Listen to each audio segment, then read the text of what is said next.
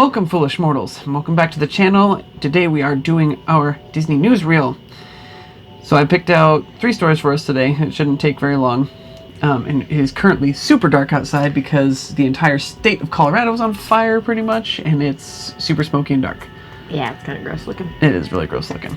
But yeah, I just picked out 3 stories. They were a little more positive than I had last week, because you weren't here for it last week. So thankfully, a couple of them are more positive this week. So it's always a plus. It's always a plus, yes. But before we get into that, make sure if you are not subscribed to the channel, you hit that subscribe button down below, and make sure to leave us a like and a comment and let us know how we're doing.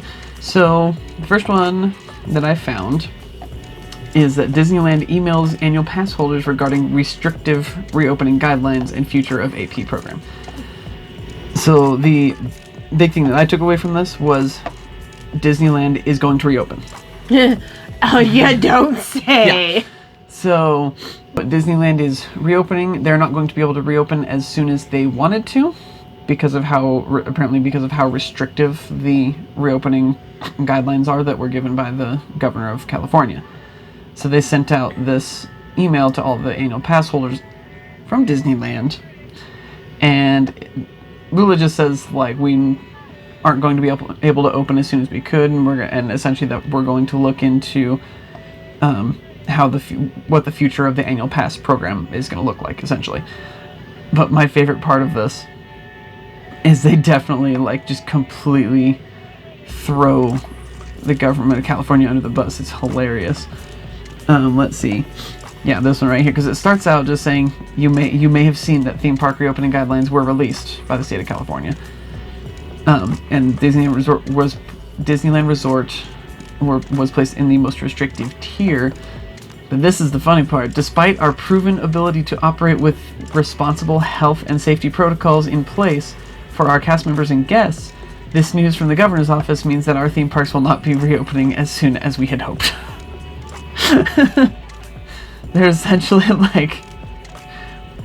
even though they know that we can reopen safely because we already did it down in Florida, we can't do the same thing here because the government of California is stupid. That's essentially what they're saying. Basically. And I just find that kind of funny.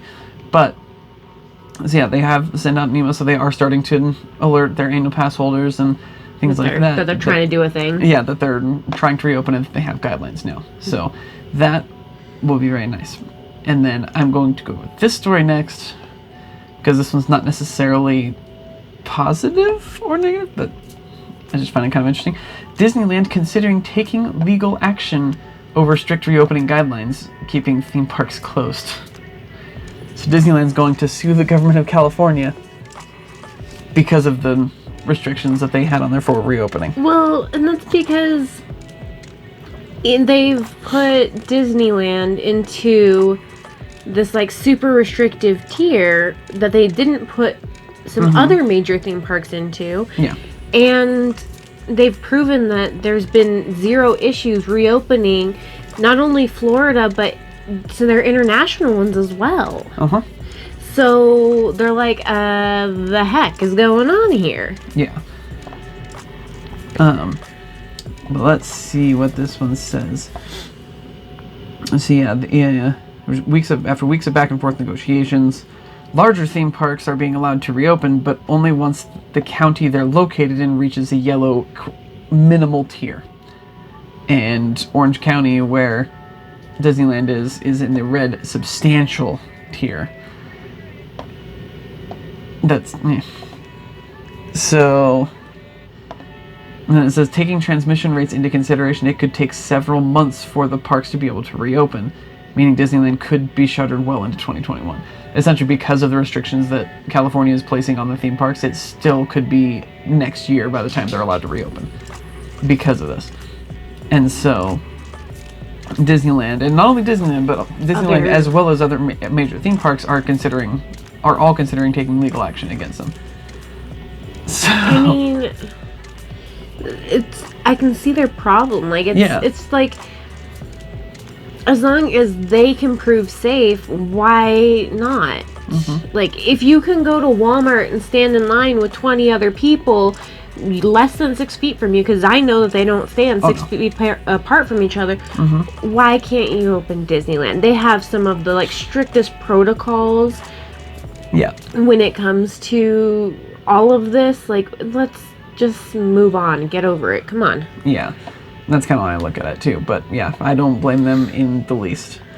So we'll kind of see how that unfolds over the next little bit and see if anything actually happens. So, and then this one is more positive, and I kind of like this one. You like the picture of? I was going to say that's from Frozen Ever After. Yeah, it's a picture of Olaf and Sven from the Frozen Ever After ride in Epcot. So, new Olaf's Holiday Tradition Expedition Scavenger Hunt, debuting at the Taste of Epcot International Festival of the Holidays 2020. So it's like Remy's Hide and Squeak. Hide and Squeak. Yeah. So yeah, it sounds like it's going to be pretty much the same thing. Cute. Hunting for holiday traditions. Yeah. Let's see. This holiday season, Olaf can be spotted sledding all around the World Showcase, collecting new and interesting holiday traditions to see if they're special enough to share with Anna and Elsa. So, and it says, unfortunately, he's had a bit of a bumpy ride and has misplaced some traditions during his journey. So I think you're looking for the traditions, not necessarily for Olaf himself. So, and it's the same thing, like it is with Remy's Hide and Squeak. It's about $7.99 to get the map. And then you get a prize. Yep, and then you get a prize at the end. And then you go around and find around the World Showcase, and you find each of the traditions that he's misplaced, which, I don't know, maybe he's like sitting next to him or something. I don't know how they'll I was going to say, it says to play search for Olaf in each pavilion. He probably has then match the tradition on his sleigh to the location on your screen. Okay. Yeah, so it's like him with his sleigh with a tradition in it, and you would match that to the map. Right. So yeah, I'm pretty excited for that to happen. I hope that really kind of stays around, because that's a really cute idea. That's really cute, and the scavenger hunts are a really good way, because Epcot can be a little on the boring side for younger kids. Yeah. It's a good way to get the kids involved in like the different countries, especially if you don't want to spend all day just riding Frozen Ever After over and over again, because that's what the kids will want to do. And it's also nice because it's $7.99, and you have not only entertainment for the day, but you get a prize at the end. And you don't have to complete your map to get the prize. No, you could just have one stamp in there. You don't have to have any stamps. No, you don't have to have any stamps, technically. Yeah. If you really wanted to be an absolute jerk about it, you could literally buy the map and then turn around and turn it in, right then and there. I don't suggest it because that's just really rude, but you could. Yeah. There was actually one of the podcasts that I listened to. I was listening to it yesterday, and they were talking about that you could do that. Yeah. I just find it rude to to do that, because that kind of defeats the whole purpose of it. But at the same time, it's a good way to keep your children entertained walking through the World Showcase. Because let's be real, Epcot is for adults. It really is. There's a few things in there. The aquarium kids like. I was gonna say Future World. Future World is more geared towards kids. Yeah, the front of the park. Which is like, I know everybody hates it, but it's really why they should bring more IPs into Epcot, just because it's going to make it easier for kids. Yeah, it really will. It'll draw more kids in, so we'll have more traffic. So, yeah, that is all we had for this week. We wanted to keep it a little shorter because we still have to go pick up the child. It's been a week. Yeah, it's been a week, but at the very least we're getting these up on our original schedule. We aren't that messed up anymore. We're getting there. Yeah, we're getting somewhere. So that is all the news for this week. So thank you all for joining us this week, and we hope that we will see you again next week. But until then, don't forget to thank the Phoenicians.